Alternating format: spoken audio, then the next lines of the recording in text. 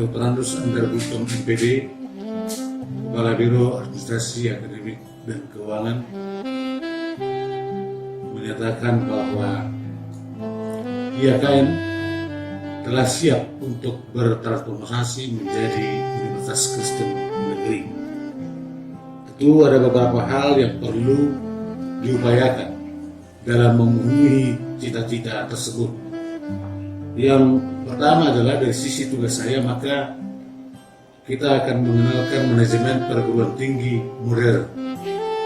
Di antaranya adalah konsep penyelenggaraan IAKN itu sendiri dengan melakukan 9 standar pendidikan tinggi ditambah standar penelitian dan pengabdian masyarakat. Kemudian konsep penyelenggaraan IAKN itu sendiri terdiri dari manajemen IAKN dan manajemen strategis IAKN. Kemudian tentu IAKN akan berhadapan dengan tantangan global. Yang kedua, konsep yang kita gunakan adalah penggunaan balance scorecard. Di antaranya adalah adanya aplikasi balance scorecard. Kemudian dari segi perspektif pelanggan IAKN, perspektif keuangan IAKN, perspektif sumber daya manusia IAKN, perspektif proses internal IAKN, dan perspektif pertumbuhan IAKN. Kemudian kita mengembangkan Good Corporate Governance IAKN sebelum menjadi Good University Governance dengan menggunakan prinsip dan konsep Corporate Governance, dan kemudian adalah aplikasi konsep Corporate Governance tersebut. Good Corporate Governance dilakukan dalam rangka meningkatkan kualitas IAKN dalam aspek transformasi, yaitu akuntabilitas, responsibilitas, independensi, dan keadilan. Good Corporate Governance kita lakukan antara keseimbangan antara kebutuhan dan keinginan daripada pelanggan. Penggunaan daripada Good Corporate itu adalah yang terakhir adalah teknologi informasi IAKN, yaitu bahwa IAKN berperan dalam pengembangan teknologi informasi, dan kita juga akan mengkaji peran strategis teknologi informasi dan komunikasi dalam pengembangan IAKN. Balance scorecard itu ada 4 dimensi. Yang pertama keuangan, kedua pelanggan, ketiga proses internal, kemudian inovasi dan pembelajaran. Keseimbangan dimaksud adalah keseimbangan antara perspektif keuangan dan non-keuangan. Keseimbangan antara hasil kinerja dari dalam, yaitu pimpinan, manajer, dan karyawan. Ketiga, keseimbangan antara kemampuan serta kinerja yang lalu dan masa mendatang. Keempat, keseimbangan antara hasil kinerja objektif dan subjektif atau potensi ataupun pendorong kinerja. IAKN mengupayakan pelaksanaan kinerja SDM dan pengoperasian pelayanan pendidikan sebanding melalui sarana dan prasarana yang tersedia untuk memenuhi harapan dan keinginan pelanggan dalam hal kesesuaian keahlian dan keterampilan lulusan IAKN. Terima kasih.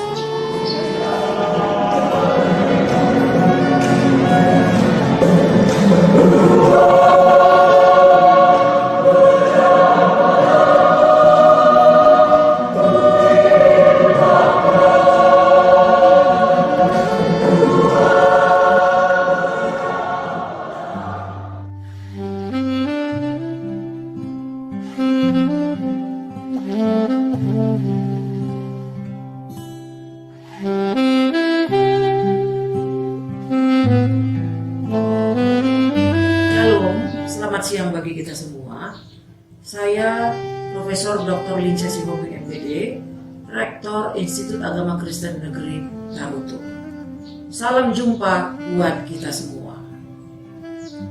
Bapak Ibu sekalian, rekan-rekan calon mahasiswa dan mahasiswa yang ada di Institut Agama Kristen Negeri Tarutung. Pada kesempatan ini, saya akan mengatakan kepada kita semua, menginformasikan kepada kita semua bahwa IAKN Tarutung yang berdiri sejak Maret 2018, artinya ini adalah tahun kedua, memiliki program-program unggulan untuk tahun ini.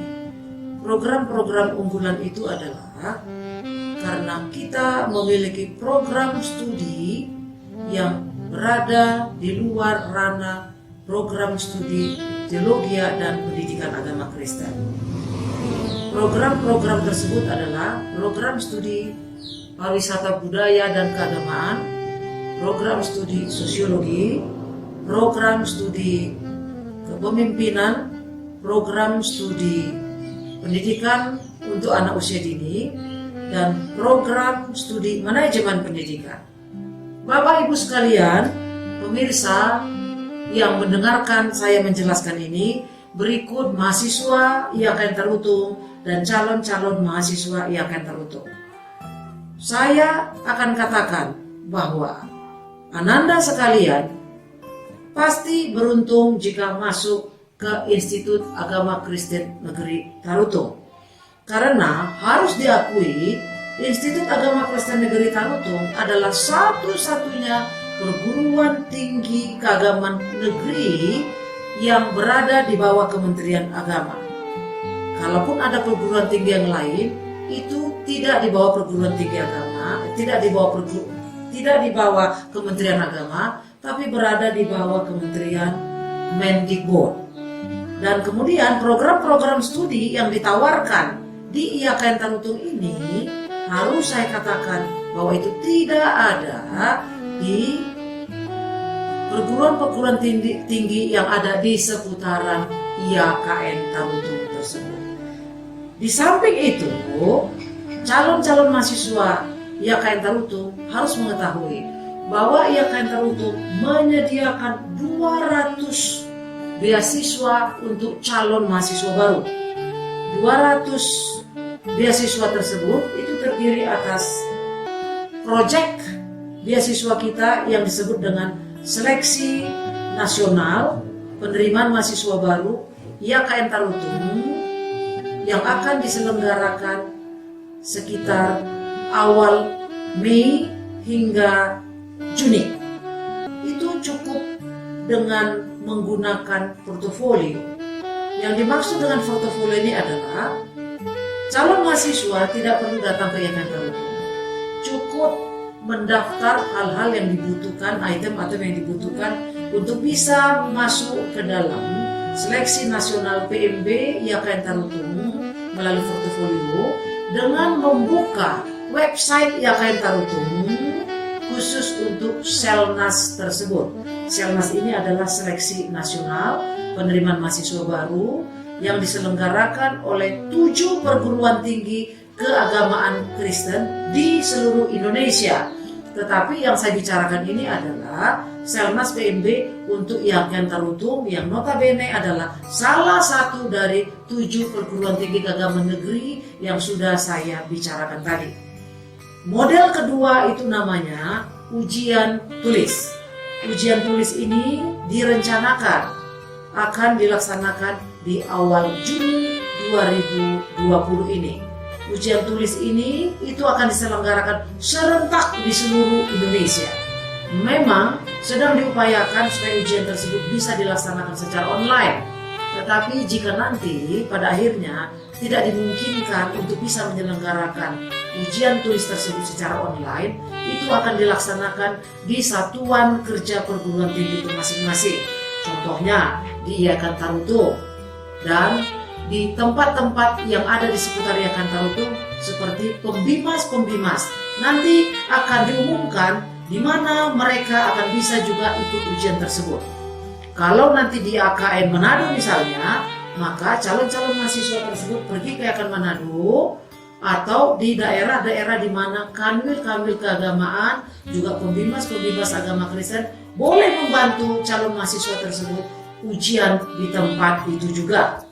Dan yang ketiga, itu namanya ujian mandiri. Ujian mandiri untuk IAKN Tarutung ini betul-betul top of the top. Mengapa saya katakan seperti itu? Kita akan menerima calon mahasiswa untuk ini sebanyak 80 orang yang menerima beasiswa. Tadi saya lupa mengatakan kalau untuk ujian tulis yang nomor 2 tadi itu yang akan diterima juga sebanyak 30 orang penerima beasiswa. Siapa saja yang menerima beasiswa untuk ujian tulis tadi yang saya ucapkan nomor 2 itu adalah mahasiswa yang mengikuti Selmas tersebut. Dan bagaimana caranya untuk mendapatkannya 30 itu? Ketika di ujian tulis tersebut kita seleksi, mereka memiliki ranking 1, 2, 3 untuk pilihan program-program studi yang mereka pilih. Contoh, yang masuk ke prodi manajemen pendidikan itu ada 40 orang, tetapi nilai tertingginya cuma 3 orang yang diambil. Itulah yang berhak menerima beasiswa. Demikian juga dengan di prodi-prodi yang lain. Nah, khusus untuk mandiri yang akan saya terangkan sekarang ini, itu disediakan 80 beasiswa. Caranya bagaimana? Masih tetap sama seperti yang saya katakan untuk poin nomor 2 tadi, yaitu tetap diambil juara 1, 2, 3. Tetapi khusus untuk ini ujiannya benar-benar online. Jadi calon mahasiswa tersebut tidak perlu datang ke IAKN Tarutung. Jadi ini akan sangat membantu mereka dari segi pembiayaan. Mereka cukup ujian dari tempat mereka masing-masing. Boleh lewat laptop mereka, boleh lewat handphone mereka, boleh juga lewat warnet-warnet di mana mereka menyediakan fasilitas untuk bisa calon mahasiswa kita ini ujian dari sana. Nah, ujian tersebut segera kemudian diumumkan siapa yang akan menjadi pemenangnya untuk lulus memperoleh beasiswa yang 80 ini. Sisanya yang juga lulus tetapi tidak masuk ranking 1, 2, 3, mereka boleh datang kuliah di IAKN Tarutung dengan membayar uang kuliah. Program studi S2 kita itu ada 2, ananda sekalian, yaitu Prodi Pendidikan Agama Kristen, Prodi Teologia, dan satu lagi Prodi Manajemen Pendidikan. Dan sekarang prodi-prodi tersebut sudah berada di semester 3 dan 5. Semester 3 itu untuk Prodi Manajemen Pendidikan S2, semester 5 untuk Prodi Teologi dan Prodi Pendidikan Agama Kristen. Bagaimana pula untuk Prodi S3? S3 kita ada 1, namanya Prodi S3 Teologi, tapi membuka 2 konsentrasi, yaitu konsentrasi teologi dan konsentrasi pendidikan agama Kristen. Di Anda sekalian dan rekan-rekan guru maupun pendeta maupun kepala sekolah yang ingin melanjutkan pendidikannya di S3 IAKN Tarutung.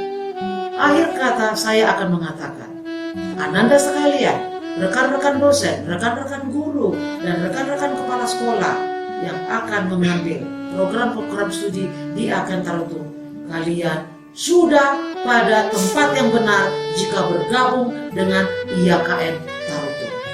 Dan kabar baik lainnya adalah sebentar lagi IAKN Tarutung akan segera berubah menjadi Universitas Kristen Negeri Tarutung yang akan tetap bernaung di bawah Kementerian Agama Republik Indonesia.